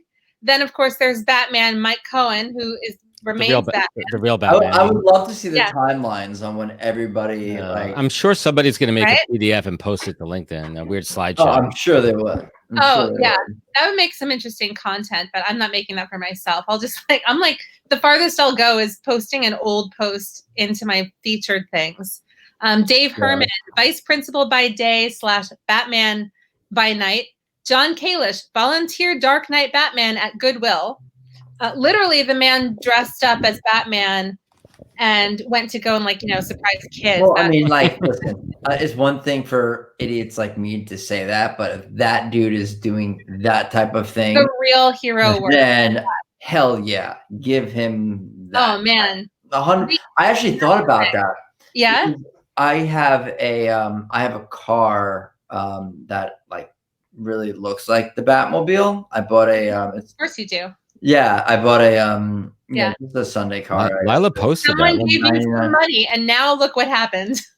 Yeah, Lila, nice job reposting that. Nice. It's yeah. So I thought about doing that, but then just life got in the way. So. Well, you're not dead yet, so that's the good thing. That's true. That is very true. Heroes, or the people who have been so undervalued, and now we're calling them out. I think that's been such an amazing silver lining to all of this, is seeing the people who do the really good work all the time, all of a sudden get recognition, You got Shonda Rhimes saying, I think teachers should get paid about $1 billion per day. Oh yeah, Right. teachers, EMTs, like the people that are really actually doing things in the world, they should be making Healthcare workers who so are much always more than the people that just themselves. hit balls with bats. For it's. I don't know. I mean, we're not going to we get want into to do that. that too. I know. Is that your segue Yeah, to designer sports? So yeah, let's actually get into that. I wanna go through a couple of Lila's hot topics. Real quick. Let's bang through these quickly here, Lila. Pun intended. What did you learn from Brandon Steiner? I learned from Brandon Steiner. So in case there's anybody who's been living under a rock for the last 70-something years, like Brandon Steiner has built himself an empire based on memorabilia, which was really like a groundbreaking way of taking the marketing conversation away from just the teams and making it more about the players, shifting the entire conversation about what we value, what we attach value to, and creating branding for athletes as a thing. You know, I know the price tags of Steiner Sports. Yeah, I had him on my show. He's a fantastic guest. I have a lot of crap in my basement that's pretty expensive. But you should sell it and get like the real Batmobile. I should. All right, so back to we digress here on the podcast. So Brandon Steiner. All right, so I talked to Brandon Steiner in person at a LinkedIn local event I was co-hosting, kind of like in an honorary position because Brian Wallace really came in to New York City, and Rachel Palumbo and I were the two hosts for the New York City events. And he came to town. He was like, I want to host a LinkedIn local. And we were like, okay, you can tag us on it, but like, we're not doing any of the work. We just did all this. We need a break for a minute. He was like, okay. And then he put together this incredible panel with my friend Chaim Haas, who's still one of my best friends, who's the head of innovation communication at Bloomberg. And I forget some woman, some smart woman who I didn't talk to. Smart lady, and Brandon Steiner. And they were talking about like all kinds of really good stuff. And I don't even remember, like no takeaways stuck with me from that night other than these relationships that I started building. And so now, like 2 years later, I'm writing my books. You know, I'm writing a book on my own called Say Things Better. It's called Say Things Better, the Say Things Better book. That's a good name. Thank you. Great name. That's what I want to help people to do with the book. And I'm also creating a course called Take Feedback Better. It's based on a workshop that I do, but I want to put it into at-home online course content so that lots of people can have access to it. Take feedback better. And so in thinking about who would have great feedback stories about a time someone did or didn't take feedback really well, and then what happened? I said, I bet Brandon Steiner, I would bet anything. I would bet my teddy bear, my pajamas that I'm wearing, my future foster and adopted children, you know, anything that Brandon Steiner has a good story. Brandon Steiner had a great story. Did you know that he was fired from the Hyatt? No. When he was 23? Right. Nobody does. No idea. This is like the premiere of this information. He was fired because, this guy, Brandon Steiner, scrappy 23-year-old. And if anybody's ever heard him speak, you know he's very dynamic and he, is a great communicator. Now, at the time, 23 years old, he's like, this is my dream job. I'm going to make it happen. I'm going to churn out the work. And he's like, bing, bang, boom, boom, boom, boom, boom. Like, let me just achieve. And that kind of pace works in some places. And he especially thought that it would work at Hyatt because they're very bottom line driven there. They're very process oriented, and like quantity of work, but the quality of relationships is why they fired him. So even though he worked 100 hours a week, they let him go. There was some kind of an issue with like someone he had lived with and had like not a great time. They didn't get along very well. And so he got this feedback, like barely got this feedback from the Hyatt when they fired him. Yeah, you could stand to improve your communication and your relationship building. And he was like, what? Moi? Right? It's like somebody saying that to me, and like that is actually true. Like I definitely could stand to grow. But he went home to his mother expecting that he's going to get a shoulder to cry on, you know, a warm hug and maybe some ice cream. And she's like, yeah, you probably could stand to develop your communication skills. So like fast forward 40 years, and he's talking to me about this. And like, what did you get out of that? What happened when, because obviously you didn't go and work for Hyatt, you know, again, like you didn't get to save your job, but clearly something happened that made you such a huge success. He said it was that feedback. It was that feedback about just, he was so sure that he was invincible because he worked hard. He was so sure that he was a great communicator, so sure that he had this dynamic personality that everyone would want on their team. And who are these people? You know, like that kind of ego. And then to get that all knocked out of his head and out of his mind space in a second, like in one night, he went the next day to a bookstore, got everything in the self-help section, and started crusading for himself to improve. He put himself on a self-improvement track, and he said that the number one thing that he learned from all of that is that he didn't know anything and that he had a long way to grow, and he still feels that way. And that, like, that was amazing, because I'm looking at this person that I see as so successful, right? That's crazy. Still wants to like learn, grow, expand.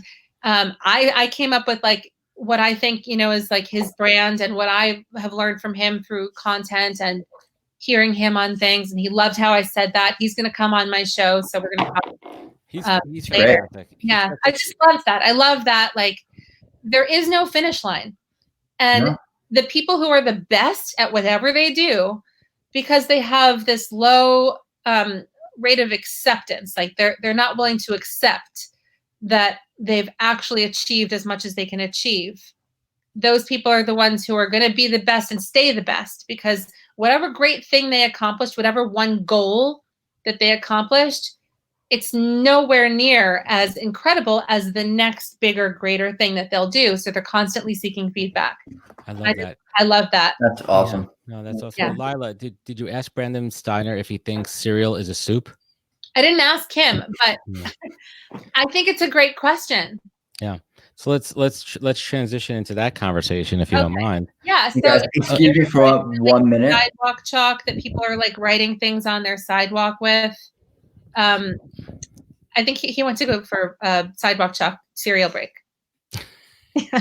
But is cereal a soup? Because here's the question too: is a hot dog a sandwich? Yes, a hot dog. Yes, a hot dog is a sandwich. Oh my God, that's why we're friends. I agree. I think any meat in between two pieces of bread is a sandwich. Is a hamburger a sandwich? Yes, because if you go to a restaurant, and a lot of times in a restaurant, the hot dog, the hamburger will be on the sandwich menu. Right, because it's between bread. So we should do a show. You know, like what's his name? What's that dude with the beard? He does Between Two Ferns. Zach Galifianakis. We should do Between Two Breads. I would love that. Like, what's between your bread? Right. I think I smell. I smell. What's between your buns? Right. Like, oh, that's a different show. So speaking about buns, what's the deal with hashtag coach loading? Because that sounds dirty. Oh, my anaconda don't want none unless you got buns on. What the hell is coach loading? Coach loading is what I've been doing. It's like, you know, like a download or an upload. I've been like coach loading. So like into my head. So I've listened to, I think, at least 35 hours of Tim Grover on various podcasts. I don't know who that. I'm not familiar with Tim. What? No, I only listen to the podcast. I only listen back to my shows, and then occasionally I listen to like the occasional holla. You know, I love holla. Yeah, I'm a listener too. Holla. Hala, not that Hala. Big love to her. I know her father passed away, and I'm, you know, sending love. Actually, let's do this. Let's just pause, and I'll come back to it. But let's just take a moment of silence for Hala's father and for all of those who were lost to COVID-19. Absolutely.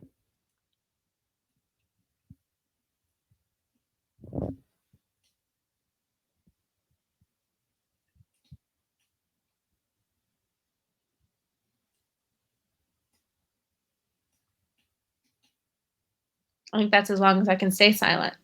Yeah, it's a tough one. Let's bring Sean back in. No, that's awesome, and big respect. That was awesome. Hollow's awesome, and one thing I love about her and Jordan. And I know I bust chops sometimes because that's what I do. I mean, that's just my thing. But I have such a high level of respect for Jordan, for Holla, for Metri, like all these like folks. And some of them are like half my age that are just crushing it, and they're inspiring me. Right? They're showing me the hustle, the grind, and doing things right, and pushing me. And the other piece I love is it's collaborate over compete. Right. We all have podcasts. There's plenty of ears out there. There's plenty of things for everybody, but we jump on each other's shows and we bring different angles and we bring different perspectives. And I think that's something. You've been on mine.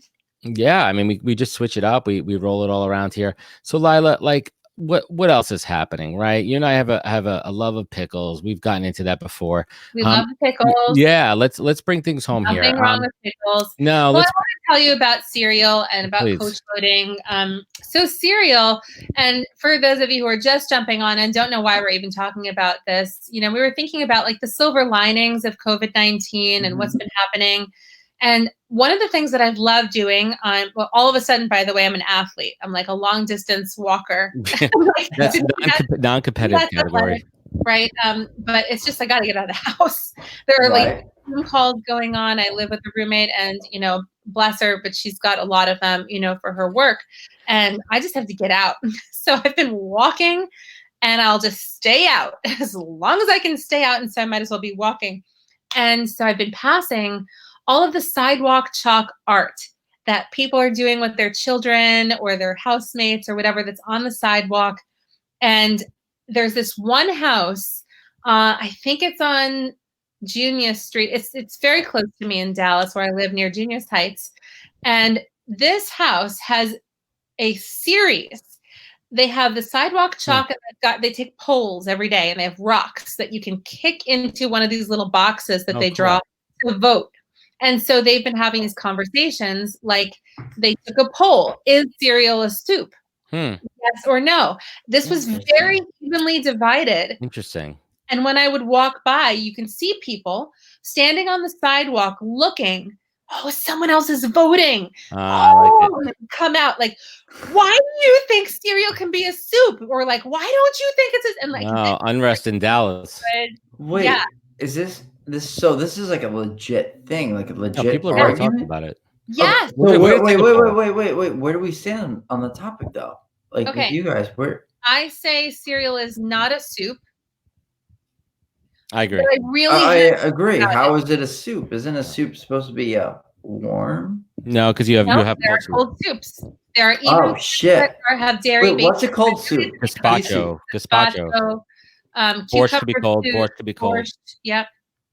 Porridge is cold. Porridge a soup? So another very interesting question. What about farina? No, that's more of like a wheat, isn't it? It's a creamed pre-made breakfast beverage. Yeah, like definitions are so important because otherwise you get into these heated arguments with your neighbors. And it's very important that you know where your neighbors stand on issues like this because it does show you how someone thinks. So I stood there for a good long time wondering like, which box am I going to kick my rock into? I landed on no, it's not a soup, but I really had a hard time justifying it. Did it hurt your brain? It continues to hurt my brain. I agree with you. I mean, I think the debate's a little bit harder when people talk about the hot dog, if it's a sandwich or not, versus cereal as a soup. Cereal for me is a breakfast item. It's why can soup not be a breakfast item? It's in milk. Are there any other milk-based? Is there any other milk-based soups? I'm not waking up. Are there any other milk-based soups? Clam chowder, broccoli cheese soup. That's not a milk-based soup. Yeah, but I think milk-based is like there's a big difference between a milk-based soup and like just having milk in it. You know what I mean? Like, Adam Sinkus says that gazpacho is delicious because it's not the main ingredient. Respectfully, Adam Sinkus, unless you make a great gazpacho, I've never had a great gazpacho. I call it salsa, and I dip chips in it. I've never heard of it. Well, there's really no point to it because it's a cold soup.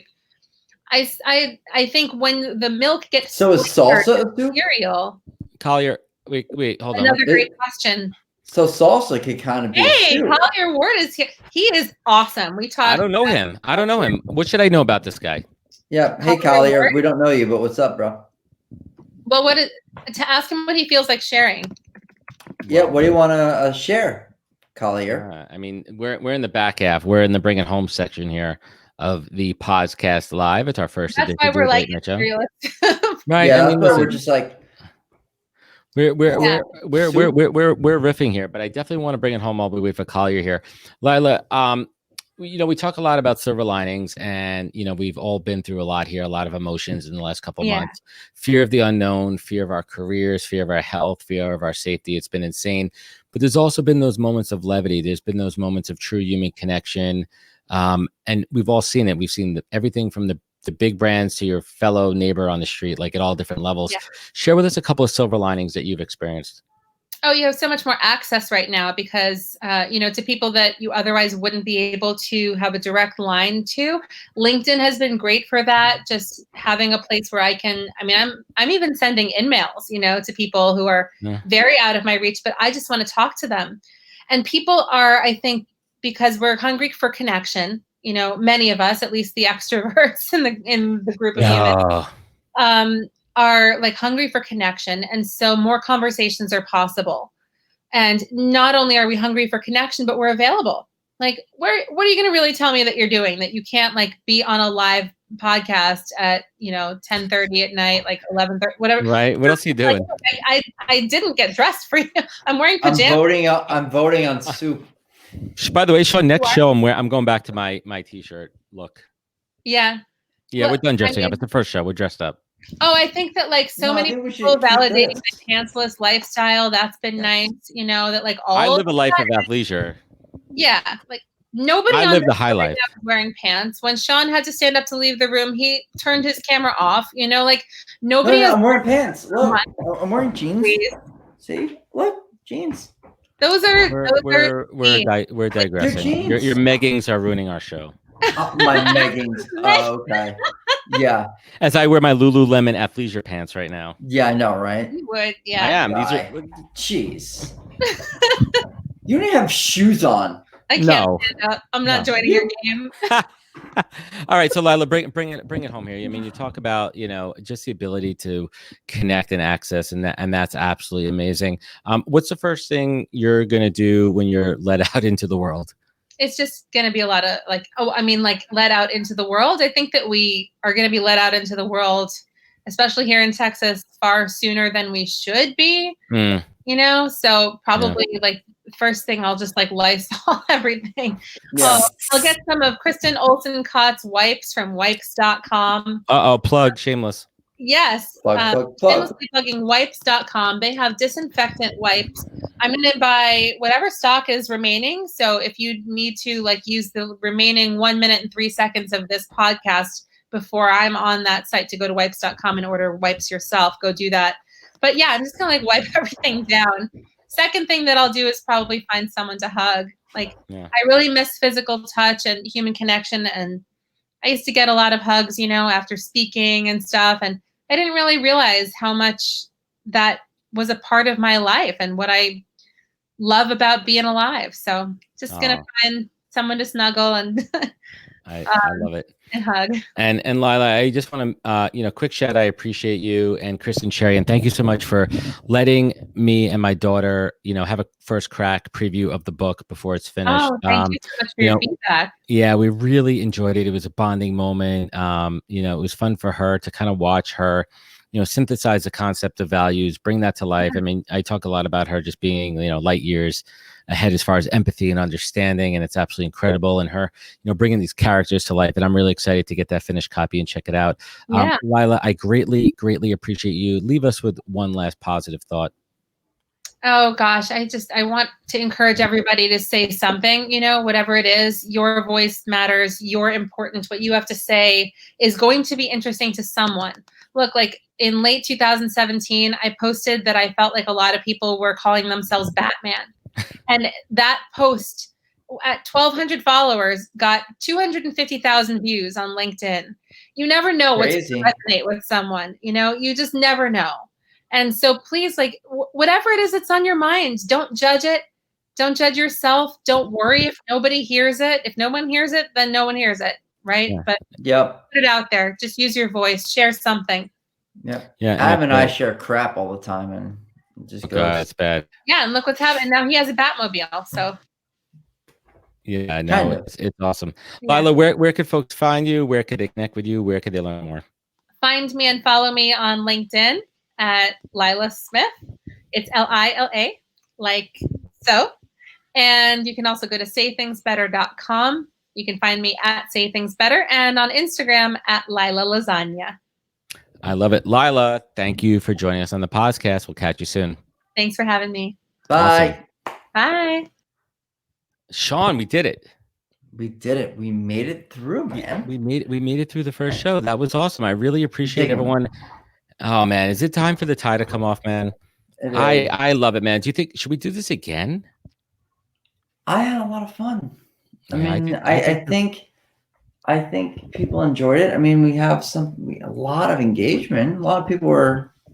Yeah, the nighttime is cool, man. So I want to thank you, Sean. Thank you for joining us. We'll take this offline. Maybe we'll put a poll up. And ask if we should continue this show. There's been a lot of positive feedback. I want to thank everybody for joining us tonight. I want to thank all my guests. We had Joel, we had Jonaed, we had Jake, we had Reena, we had the great Lila Smith, and we had my amazing co-host Sean Hervey. And to everyone out there, I appreciate it. I really, it means a lot to me. Quick plug, definitely check out THEPOZCAST.com. You can see the link right down there at the bottom of the screen. Sean, where could folks find you? Where could they connect with you? Just LinkedIn. Yeah. Really? Twitter? You like Twitter, don't you? Oh, yeah, I do like Twitter. You're getting into TikTok. I like You're getting into TikTok. Yeah, but I don't want people to see my actual TikTok. I just download them and then I upload them into like Twitter. So yeah, no, we're getting good Herb21 on Twitter, and just where I am on LinkedIn, Sean Hervey. That's good stuff, man. Sean, thank you for joining me. I'll be back tomorrow at 3:00 p.m. Eastern time with the awesome Heather Monahan. We're going to catch up. We're going to see what's happening with her life. She's an awesome guest and another fellow podcast alumni. You guys know where to find us. And really, this is fun. I love the audience interaction. I'm really glad that StreamYard, got their act together to get the comments integrated in the stream. It makes it a much more seamless experience. And to everyone out there, thank you for joining us on the podcast. Remember, take care of each other. Find us online at thepodcast.com. Catch the replay and catch us next week for another great episode of the podcast.